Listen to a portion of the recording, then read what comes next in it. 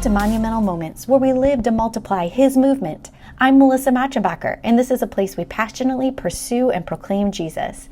Today's monumental moment is titled, Lions and Tigers and Bears, Oh My. Well, it wasn't lions, tigers, or bears that I was facing, but the struggle was real.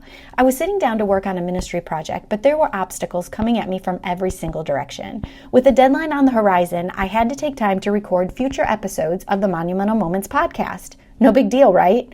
Well, when recordings are involved, you need a quiet place.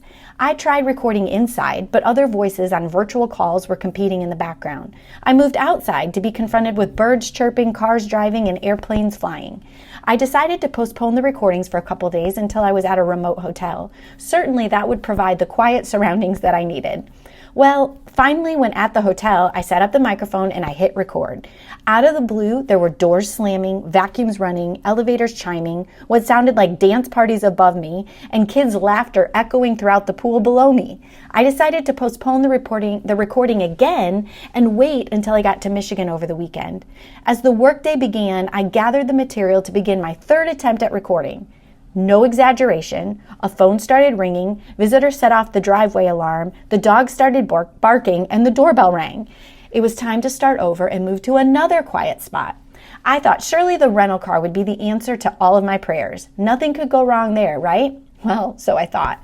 I began recording in my quiet makeshift studio. Suddenly while recording, I could hear what could have been the drum beat to Raindrops Keep Falling on My Head. It started pouring. Who knew that it could be so difficult to find a peaceful, quiet place outside of a legitimate recording studio? I had another brilliant idea. I decided to move Grandma's car out of the garage, move the rental car in, keep calm, and carry on. I began recording. 4 minutes into a recording, Grandpa, who has Alzheimer's, ventured out of the house, saw me in the car, and came knocking on the passenger side window. That's not what I call perfect timing. Ministry can be challenging. Have you ever found that to be true? Have you experienced hurdles? Kingdom work is an honor and it's rewarding, but it's certainly not easy. We must be disciplined, focused, relentless, and uncompromising when it comes to accomplishing what God has called us to. I could have decided that it was too much work, not worth the trouble, or created a million excuses, but I knew it's an assignment that the Lord has put before me. What has God called you to do? Are you being faithful no matter the cost? Daniel in the Bible faced many challenges, and he leaned into God all the more. You may be familiar with the lion's den situation. Men were on a mission to find a complaint against Daniel. Read Daniel chapter 6. Officials went to King Darius and suggested an irrevocable ordinance that it would be put in place that whoever makes a petition to any god or man for 30 days except for King Darius would be cast into the lion's den. Daniel did not back down. In Daniel 6:10 it says, when Daniel knew that the document had been signed, he went to his house where he had windows in his upper chamber opened toward Jerusalem. He got down on his knees 3 times a day and he prayed and he gave thanks before his God, and he had done as he had done previously. The men who plotted the scheme went to King Darius and they rat out Daniel. Though the king was in much distress over the matter, he decided to deliver Daniel. The Bible says that the king labored until the sun went down to rescue Daniel. Nonetheless, he commanded Daniel to be sent into the den of lions. Then the king went to his palace and he spent the night fasting for Daniel. At the break of dawn, the king ran to the lion's den and he cried out to Daniel.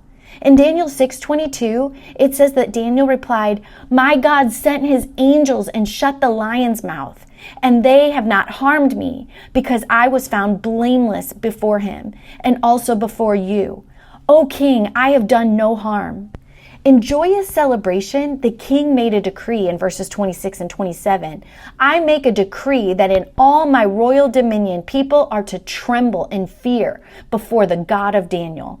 For he is the living God, enduring forever. His kingdom shall never be destroyed, and his dominion shall be to the end. He delivers and rescues. He works signs and wonders in heaven and on earth. He who has saved Daniel from the power of the lions.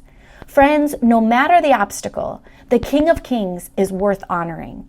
He is the living God, enduring forever. His kingdom will never be destroyed, and his dominion will never end. He delivers, he rescues, he works signs and wonders. You may not be facing lions, but there may be hurdles that feel like giants before you. Stand strong for Christ and be faithful to what God has called you to do. How can you make monumental moments and live to multiply his movement today?